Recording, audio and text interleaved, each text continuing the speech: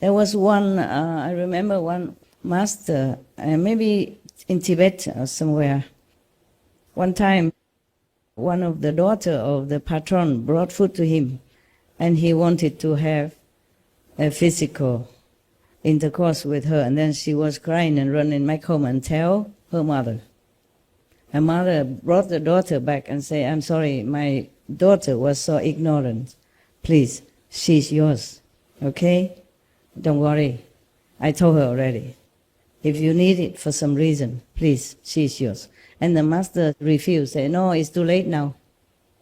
I don't need her anymore, because I just saw one of my friend was going to be reborn into some of the bad stage of existence, a bad animal's form. So I just wanted to help him to be born as human, and then I can continue to help him. But she ran away, and it's too late. He's gone already. He's gone into an animal incarnation already, so no need now. But thank you. Not every master do this, huh? Not all masters do this. Very rarely, very rarely. Very rarely the master gave it all. Maybe the master did not know. Also, maybe the master know but did not want. Many masters don't even want to teach students, or teach very few students, selected few, after observing for a long, long time, that they come and work for him and do some labor to earn merit, and then the master observe to see which one are more potential for the real thing, for the real initiation. So you can see the example of the master of CHINGHAI. Even though Hưởng, the fifth master of Zen after Bodhidharma, as many people came to him, the rich, the famous, the powerful, the normal, the common, and the monks, they came to be monk with him also. But he did not really teach them a lot. Maybe just to recite Buddha's name, bow to the statues, recite in morning and evening liturgy, the service, morning, evening service, for the ghosts and for all beings, to pray for all people. So when he have a test, exam, to see who is worthy to be his successor, the best of his so-called monk disciple, wrote some, verses. It's like I could even write it myself. Very common, very classic, very safe, safe for stanzas. Until Huineng came, and then he wrote something else. He did not know how to write, how to read Chinese, because he came from Vietnam at that time. But he asked someone else to help him to write. And that is superior to anything that all disciple can ever imagine or can come up with. It's not what he wrote. It is truly he realized that. Because he is super enlightened already. He was enlightened already before he came to this master. But then this master, of course, gave him the official transmission of the Dharma, and he became complete enlightened then. Therefore, you can see what he wrote. I'm not trying to explain the Diamond Sutra here, so we skip that. I just want to tell you that his writing mirror what he realized inside. That's why Master Hongren gave him his chasa, the clothes, and the begging bowl that has been left since the Bodhidharma for the successor. It's just a symbolic of successorship. It don't cost anything much. It's just a normal monk's robe, okay? And a normal monk begging bowl is not made of gold or diamond or anything that is so precious that somebody even chased Huineng afterward, trying to kill him to get these things. Many people want to kill him or to harm him for this monk's robe and for the begging bowl. Not because they are valuable. It's just they are a symbol of mastership, of the succeeded mastership. And they hated it when a Vietnamese just came not long ago and then left with the most treasure of China at that time. Even not many masters want to give disciple initiation.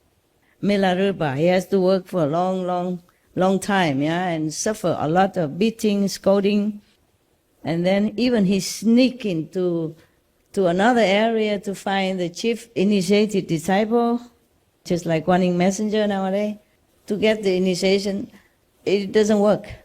He has no experience, nothing, no light, no sound, because the original master Mahabharata did not allow it. It's not the chief disciple that gave initiation, it is the master who gave. Even the master is not there. Just like sometimes you get initiation here, I'm not there, but you still have experience. Meaning, in the old time, not many masters willing to take in a lot of disciples. Maybe followers, okay, you can come and go, clean the temple, to earn merit, repair the Buddha's altar, cooking for the assembly, all that kind of thing. But not the disciple. Because to give initiation means you have to shoulder that person's karma for life after lives after lives after lives, aeon after aeons, kalpas after kalpas. One person karma alone can cover up the whole sky. Buddha said that. Not to talk about his families, his friends, his loved ones, wives, and 5, 6, 7, 8, 9 generation, backward, forward. So not every master willing to suffer, or not many masters having enough power to cover all that. Therefore, not to talk about any other thing that is extraordinary, like offering his physical body or his spiritual energy through physical contact. I will tell you why later. The extra, okay? Remind me. If any master sacrifice at all, then through the body suffering, like, for example, Jesus, bless his soul, or Prophet Muhammad, peace be upon him, or Buddha even, he has to suffer. But not much is written, because Buddha is man. Men, they don't talk a lot about their suffering. Even if they almost cannot walk or raise, no problem, I'm okay. Yeah, macho, And they're just not used to it. They've just been taught to bear it all, to keep it to themselves, which is good. I don't do this stuff. I don't do this macho stuff. Mostly I do. It's just, if I can, I air it out. Yeah. So some of you know, so that you don't illusionize about being a master, how glory and how beautiful and how easy. Only come out on Sunday wearing beautiful glass and talk beautiful things and have a lot of bodyguards around Sunday. Yeah, it's like that. So if the master suffer, mostly just physical pain. Very rarely a master suffer, like the story I just told you about the Lama who wanted to have physical intercourse with that daughter of the good family. The thing is, if you suffer physically, for example, like Jesus, everybody will worship you, cry for you, pray for you, and they still worship you for eons to come, because it's a real sacrifice, obvious, and gruesome. Even then, it's very terrible already to be nailed on the cross and suffer humiliation and pain and suffering even before the cross. So many masters has been tortured, poisoned, maimed, killed, flayed alive, burned alive, etc. This we all are familiar with. But to suffer through physical intercourse is another thing. It's really ultimate. So you hardly hear any master do that, except the one I told you, that mentioned very little anyway. Many monks wouldn't like to hear that, wouldn't accept that. If we did something wrong to someone, even coincidentally or intentionally, we will reap it. Someday, some lives, many hundreds or many thousand years later, it will bear fruit. There is nothing that happens without reason. There must certainly be some antagonism from some previous birth. You see, you understand? Past life, trouble with each other, somehow, accidentally or on purpose. If we did something wrong to someone, even coincidentally or intentionally, we will reap it. Someday, some lives, many hundreds or many thousand years later, it will bear fruit. Like the Buddha said, he just kicked the head of the dead fish, already dead, just to see if it's still dead or not. Then he had headache in the present life when he was Buddha, Shakyamuni Buddha. Many other things, yeah. Being in this world, we can never be immune from making karma. That is a problem. If you remember all the stories I read to you about the Buddha's past lives, you will remember. Or maybe many stories I did not tell you. Even the Buddha, who had been Buddhas for eons already, before he became Shakyamuni Buddha, before he kept reincarnating on this planet to make affinity with other beings, before, he had already been a Buddha. That's what he said, yeah? And that's what it was. But still, when he came back, when he reincarnated as humans, he made many mistakes. Either provoked by situation, others, or circumstances pushed him to do that many, many times. And then he had to reap the consequences in other lifetimes. Even Lord Mahavira, in other previous reincarnations, he had done something also not very benevolently to someone else. Probably that someone else, if we look further, long time, far into the existence of other beings, we will probably see that that being probably had done something to him. And then he, in that lifetime, did something back to him, pushed by inconceivable force of karma. You could not even resist. With all your might, with all your wisdom, with all your knowledge, with all your learned and practiced meditation and virtues, you still had to go with that flow, with the karma. So actually, it is true, it's said here that nothing happened without reason, even though we did not see the reason. It's not apparent that this reason caused that thing to happen. No. Okay, huh? So in this lifetime, even if we are initiated, and even if we meditate a lot, things still do happen to us sometimes, even though lessened to some degree, lubricated to some extent, we still need to bear it. All right? Even the masters, no exception. Even the Buddhas, no exception. More or less, we do have to pay anything that we incur, any debt that we incur from the past many lifetimes that we don't even remember, or even remember. Remember or not, we must pay, okay? As I told you before, I wasn't ashamed to have told you that some of my so-called disciples are still at the hell level. Did I tell you that? Yes. Yeah. At my own expense, I told you that. Okay? And I try a lot still. but they still, some of them have not came out of their own slumber. Okay, huh? So please, this is difficult for you to know who is who. Yeah? Heavens know, and they always tell me. Okay, even if I don't see it, they tell me. They point out this, that, and even tell me the names. So you do not think that you're alone in bad or good situation.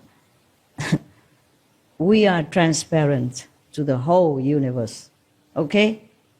There's nothing we can hide, really. Not to talk about people who has magic or who has this clairvoyant eye that they can see your aura to know what kind of people you are. Okay? Your magnetic field says everything. Your aura says everything. Not to talk about that. Talk about invisible beings, the heavens and hells even. They see you all. There's nothing we can hide except ourselves. It's good we have this body so we don't see too much. Otherwise we'll be too scared or too sad. Sometimes people say ignorance is bliss because of that. Don't ever think that you are something, okay? And don't ever always think that maybe the person who you trust or you love are really perfect. Not necessary, okay, huh? Yes. Because sometimes the person you are so-called maybe in love with, okay? That cannot be helped because you may be enemies, past life. Then love at first sight, chup. Then don't blame me if the lover cannot come to New Land. It's for your good also, as well as good for everyone else here. Because you cannot see it. You cannot see it outside. He look the same like you and could even talk sweetly and maybe volunteer to do many hard jobs. Nothing like that counts in the eyes of heavens. In the eyes of heavens, saints, only the inside counts. Okay? 师父，我讲我的体验。师父，您是四生慈父六道众生的大慈父。那因为可能就是我是出家众，所以我的体验都是无形众生。那就在师父的恩典，今年3月份让我重现出家相，之后我就上了五台山。内在师父跟我讲上五台山，所以我就上了五台山。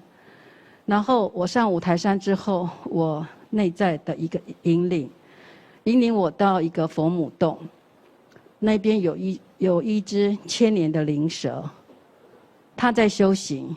然后那内在的信息是告诉我说，去接引它，然后请它入我的佛珠。那之后我会有一个任务是去日本，就在4月底的时候。我是3月底去五台山的，我一个人去五台山。然后我去的时候，我只知道我要去五台山，至于是什么我都不知道。所以我就一个人去了五台山。那去了五台山，我拿了他们那个理由指引，一个很强烈的直觉，就是要我上那个佛母洞。然后那边有千年灵蛇。那我去那里以后，我请他入我的佛珠。但是那时候内在师父有跟我讲说，因为他是千年灵蛇，他很寒，我会受不了。所以我第一次上去的时候，他跟我有相应。然后信息是说，请他等我要回台湾的时候，我再请他入我的108颗佛珠，请他跟我回来。好，因为他要来跟师父求法，而且我去日本他会协助。结果我上了五台山之后，我就感觉到有一条蛇入了我的佛珠，我就以为是了。结果我晚上打坐的时候，不是那一条灵蛇，是一条差不多500年的白蛇。然后我就想，糟糕了，师父交代的事情，内在师父交代的事情做错了。我就请那一条白蛇出来，我就说你不是上帝指定的，请你出来。结果那个白蛇一出来以后，我看到他，我不是看得很清楚，但是我感觉到他对我非常的友善。那我就问他你是谁？结果他是以前我出家常住的护法。护法，对，就是很蛇，他是护法神嘛。然后那时候很特殊的是，一般出家众只有在寺庙里面，龙神护法才会护持，离开寺庙他们是不会护持的。但是那时候有2、3位我不认识的所谓的佛道双修的一些居士来告诉我，他说法师，你必须要离开寺庙。因为你有其他的因缘，你必须离开你的寺庙。然后他们也觉得很奇怪，他说：“你们寺庙的护法神告诉他，我去到哪里，他们就会护持我到哪里。”那我一直也都没有感觉，一直到这一条白蛇的时候，我才知道他们一直护持我。那后面的是让我很感动，就是我要去日本的时候，那我从五台山回来的时候，我就请那一条。我给他取名叫吉音，好，我称他为吉音。我就请他录我108颗佛珠，他就跟我回来台湾。然后那时候内在师父告诉我说，我来打禅的时候就把佛珠带来，让他跟我一起来。然后我回去的时候就请他跟我一起回去。所以那个礼拜就我带他来打禅，那个礼拜就有很多同修看到很多蛇。那他们是其他的那些蛇来顶礼这一条蛇王。我内在的感觉是很清楚，可是头脑会怀疑。结果有一天有一位同事，因为头脑嘛，头脑总是喜欢怀疑啊。对，但是我是比较习惯跟着内在的感觉去做。然后有一天有一位同修，他坐我的车，他就看着我的佛珠，他说。法师好奇怪，你佛珠里面有东西，那我就很好奇，我就问他说：“你看到什么？”他就说他看到一条深蓝色的一条蛇，那就对了，因为它就是那个颜色。所以这个就是让我更确信，我听从里面师父的引领是对的。后来他就跟了我去了日本，然后当那个飞机一离开。台湾进入台湾海峡的时候，他就潜入深海里面，去帮那一些船难，或者是其他因缘而葬身深海的那一些疾苦的众生，他把他们接引，把他们带上那个海面，然后呢，大慈悲的师父您就把他们都接引走了。那我所做的就是去那个。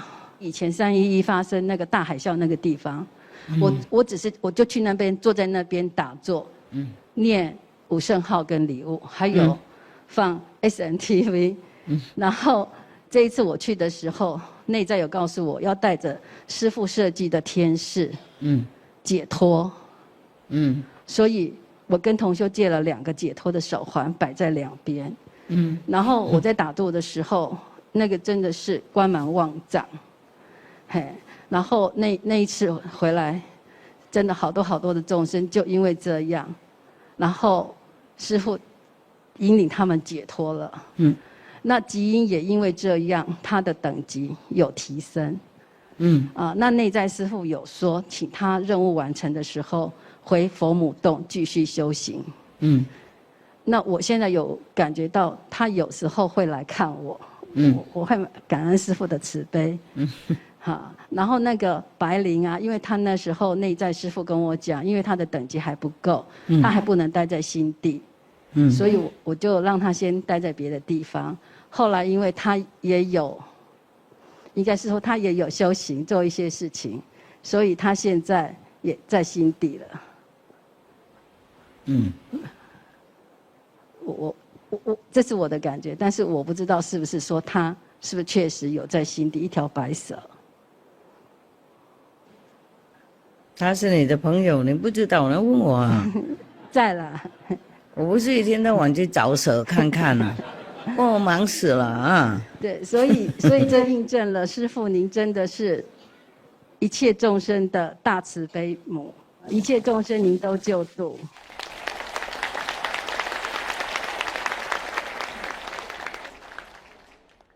透过你的关系了，才能够帮忙蛇啊！他们这身体是舍，不过灵魂也是蛮有修行的。OK 呀，哎呀，我们人没有活那么久哈，蛇啊、狐狸啊，有时候活好几百年、几千年都有，还有那个乌龟呀哈，他们活比较久，他们懂得修行，而且很善良。OK 啦，你跟他们有缘啊，啊 ，good。都是师父帮的忙，没有师父，徒弟成不了任何事。也是有工具嘛，你是好工具啊，啊 ，OK。谢谢师父鼓励。好，不客气，还有没有人有什么蛇啊，或者是老虎什么？哎呀，以前呢，我们听很多故事说有狐狸啊，什么乌龟啊，或是蛇啊，修行很久啊。是我们认为这是神话故事而已啊。不过真的是有啊，所有众生都有修行的，几个部分呢，团体或是世人的，像我们不是人修行而已，人比较有福报了，比较人生难得嘛。不过别众生也有修行，刚才你们听到了。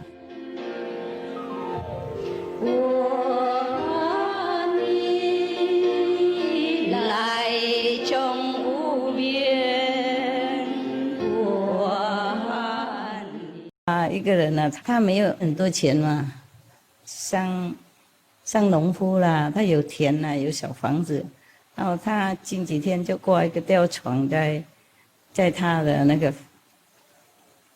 椰子树下面，好像那边摇来摇去，有一个很有钱的人走过去了，农夫嘛，普通人来穿衣服破破烂烂的，他说：“你怎么会那么没有智慧啊？你看你那个田的也是蛮大的，房子这块地也是蛮有价值的，你为什么不卖掉啊？然后自己就有更好的，有钱啊，就可以有更好的生活啊，可以多享受啊。”他就说多有钱啊，他说有钱了我干什么呢？他说有钱了你就可以不用担心什么啊，然后你就可以享受生活啦，放松啦。他说我现在很放松啊，我现在也很享受我的生活。所以看法啦，是吗？有一些人认为是要有很多财产啊，有大的车子、豪华的房子啊，他才算人生有成功了。有也可以用了，不过也不用理在那里了，等一下也没了，是吗？有时候我们受苦很多了以后才了解我们重点在哪里，才了解我们真的呢，这些被绑的那些规矩啊，或是那些头脑那个，就没什么用了，真的。有时候不懂了，没有受苦就比较不大懂了，受苦的人会懂，要珍惜我们人生太宝贵了，太短了。我也讲不出我也讲不完我真的心里了解的东西。我觉得有时候看世界觉得哇好可怜啊，都绑那么紧啊，怎么能脱出来呢？绑这边绑那边，全身都绑了，头脑也绑，那边外面都绑，社会绑，学问绑，工作绑，家庭绑，亲戚朋友绑住，通通都是看来看去还是一样，都是被绑住的。真没有什么人真的自由、开放、开朗的。修行人有一些也是这样，被绑太紧了。那些宗教的形式啊，有没有？然后责任啊，位置啊， I told you we have to be grateful to all the things we eat, nah? Even the tree gods, the plant gods, the vegetable gods. They do have God. They do have the spirit that guard over it. Make sure they grow well. Lend the energy so that they can survive in different weather and maybe shortage of water or nutrition. But of course they need nutrition, yes, but without the spirit, guardian spirit over them, they won't grow. They won't grow that good, okay, or not at all. Among you, among those who work close to me, like for example, the God, yeah? The God here, the Hufa, they are not just physically a Hufa, they also have their own job, yeah, in the spirit world. Yeah. I didn't check all of them, but I know some of them are a guardian spirit of watermelon, yeah, a watermelon spirit, and we have pineapple god, even alfalfa spirit god, yeah. Yeah, I'm not kidding. Just because one time I had something to do with them. So I just checked what else I can do. And then I discovered there are also some kind of god, like watermelon or... watermelon have many kinds even. Yeah. One of the gods is the god of these red watermelon, but not the yellow one. So therefore when he's around, I eat only the yellow watermelon. I don't eat alfalfa. When one of my assistants to take care of dogs, she's gone. But she's a guardian spirit of pineapple. The kitchen heard the wind that I don't eat pineapples, so they never gave me a pineapple for a long, long time. And yesterday, or the day before, I was having dinner with the Vietnamese or the other country citizens, and they don't give me the kind of fresh fruit drinks. I said, why don't I have that? They told me, oh, Master, we heard that you cannot have pineapple, so we don't give. I said, oh, no, before, now I can. Yeah. And then I haven't seen alfalfa for a long, long time now. I could have now, okay? It's different timing, so I forgot to tell them, yeah? And sometimes there are spirit of apples, for example, yeah? You heard of the story of the apple that put the princess to sleep for 100 years? Yes, there are some apples have this kind of sedative effect, but not enough to put you to sleep though. Maybe that witchy make all the concentration of the sedative quantity of many apples into a pot, and give it to the princess to drink. Or, spray it into that apple or something. Yeah, some witch can do this kind of thing.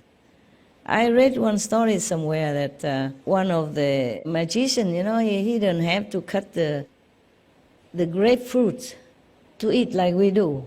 He just suck out the essence until it's no more, and then the grapefruit become flat, dry, nothing left. So maybe that witch who sedate the princess for 100 years for her own vengeance, personal wickedness, and she probably condensed all the apple's essence into one apple to give it to her. That is use of magic power, or this wicked power. The power itself is nothing wicked, it's just a person who uses it. Okay. Or for different purposes, yeah? Because sometimes the doctor have to use some poisonous medicine to treat you, but in controlled dose, different than when you take it all and then you die, huh? Okay? Like people nowadays, sometimes doctors use morphine, yes, to ease your pain, to sedate you, something like that. But if you take it every day or on a big dose, then you become addicted. And then you have trouble, physically, mentally, emotionally, psychologically, psychically, etc. Yes, drinking, smoking, drugging, they damage your psychic power, which we already lost too much. But at least we still have intuition. That is part of psychic power. But if we drink too much, have drug or cigarette, this psychic power will be completely destroyed. You cannot gain back. And next life you come back, you won't even have it anymore. Not like, okay, you rejuvenated, it's a new rebirth, and then you will rejuvenate back whatever you lost, the psychic power. No, you don't. That is a problem. So many people don't know that. That's why when people drink, they become like in a stupor or something, you know, or drug. They just don't know anything anymore. And have hallucination and all that. It's bad for them. And then they become addicted, yeah, and then cannot even escape.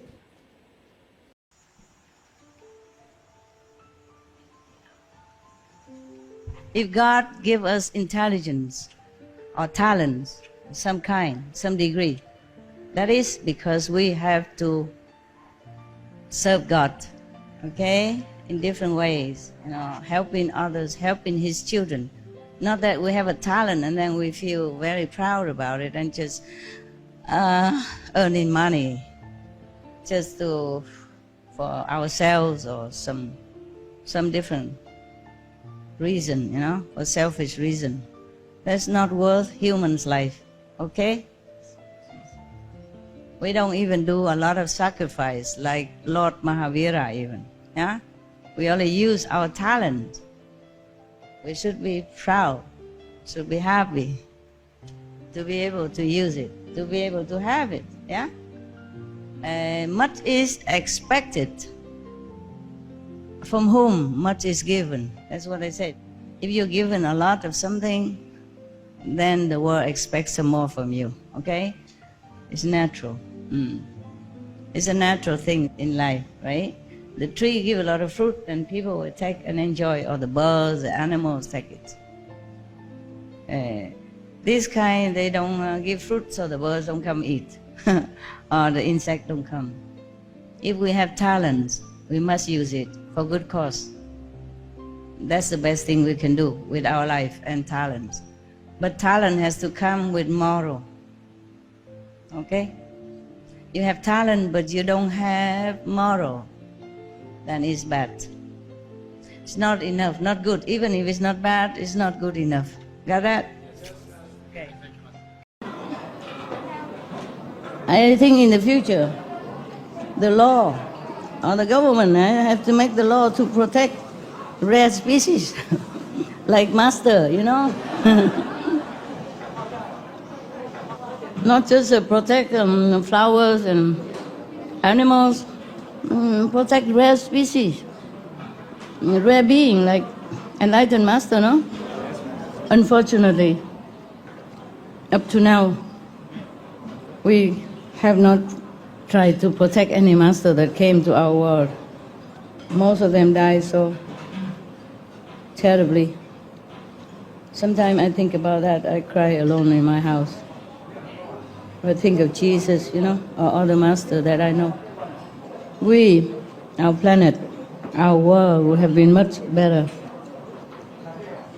more advanced, more civilized, peaceful a long time ago, if we have learned to protect, you know, great masters that came to our planet to help us unconditionally. We did not.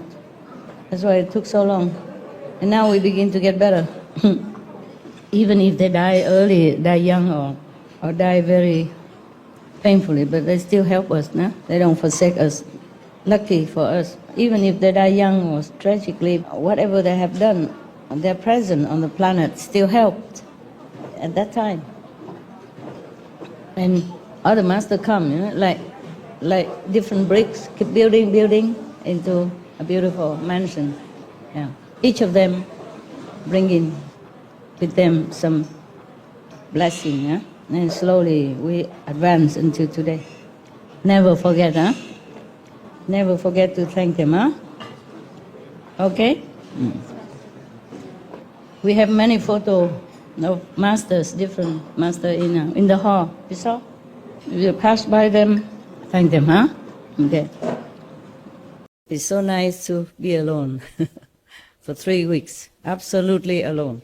no dogs, no boyfriend, no girlfriend, no wife, no kids, just me and myself, and the trees, and the stream, and the sound of the stream water, 24/7. Oh, I love that kind of life. And the food delivered to my door. But I don't look, see who is who. They deliver far away. I'm inside, and then I go out get when I feel I need some. But I ate very little during retreat. You can see my face a little bit going down, yeah? Before I used to be a little bit fat. Not really fat, just more round everywhere, and now kind of, recognize me? I like it both ways. I don't care. If you know many things that I know, you would immediately just want to leave the world, become monks, and none like this. And I sometimes really wish that I could take all of you to a mountain, remote mountain somewhere, or even Siberia where nobody wants to see us. There we can buy thousands of hectares for maybe $50,000 US. Yeah. I'll go to a Gobi desert where nobody wanted to be, and just stay there. Yeah, became breatharian or something, and just continue to stay there, to be together with God and with each other, like-minded people. Here, in the world, is good and comfortable. It's just that it makes us so complicated, so greedy, so desirous of things, that we forgot what our purpose in life is. We forgot to be more noble, more gentle, and kinder to others.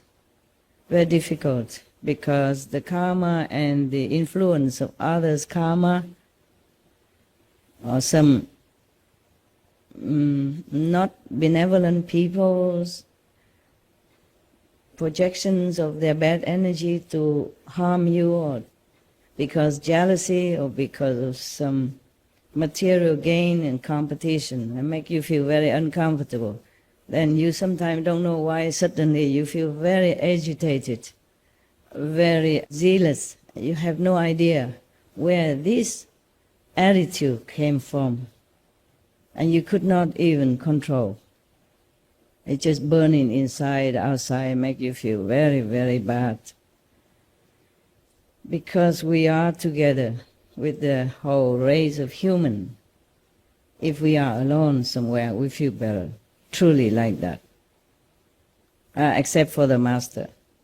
Master is never alone. Karma can catch her anywhere. No escape. For example, I did not meditate or went on retreat for myself, just for others, yeah? Therefore, you cannot escape the karma and the bad energy that comes from nowhere and everywhere. It's so nice to be alone for 3 weeks, absolutely alone. No dogs, no boyfriend, no girlfriend, no wife, no kids, just me and myself, and the trees, and the stream, and the sound of the stream water, 24/7. Oh, I love that kind of life. And the food delivered to my door. But I don't look, see who is who. They deliver far away. I'm inside, and then I go out get when I feel I need some. But I ate very little during retreat. You can see my face a little bit going down, yeah? Before I used to be a little bit fat. Not really fat, just more round everywhere, and now kind of, recognize me? I like it both ways. I don't care.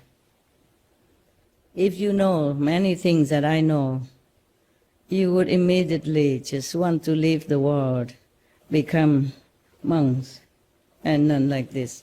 And I sometimes really wish that I could take all of you to a mountain, remote mountain somewhere, or even Siberia where nobody wants to see us. There we can buy thousands of hectares for maybe 50,000 US dollars. Yeah. I'll go to a Gobi desert where nobody wants it to be, and just stay there. Yeah, became breatharian or something, and just continue to stay there, to be together with God and with each other, like-minded people. Here, in the world, it's good and comfortable. It's just that it makes us so complicated, so greedy, so desirous of things, that we forgot what our purpose in life is. We forgot to be more noble, more gentle, and kinder to others. Very difficult, because the karma and the influence of others' karma, or some not benevolent people's projections of their bad energy to harm you, or because jealousy, or because of some material gain and competition, and make you feel very uncomfortable. Then you sometimes don't know why suddenly you feel very agitated, very zealous. You have no idea where this attitude came from, and you could not even control. It's just burning inside, outside, make you feel very, very bad. Because we are together with the whole race of human. If we are alone somewhere, we feel better, truly like that. Except for the Master. Master is never alone. Karma can catch her anywhere. No escape. For example, I did not meditate or went on retreat for myself, just for others, yeah? Therefore, you cannot escape the karma and the bad energy that comes from nowhere and everywhere.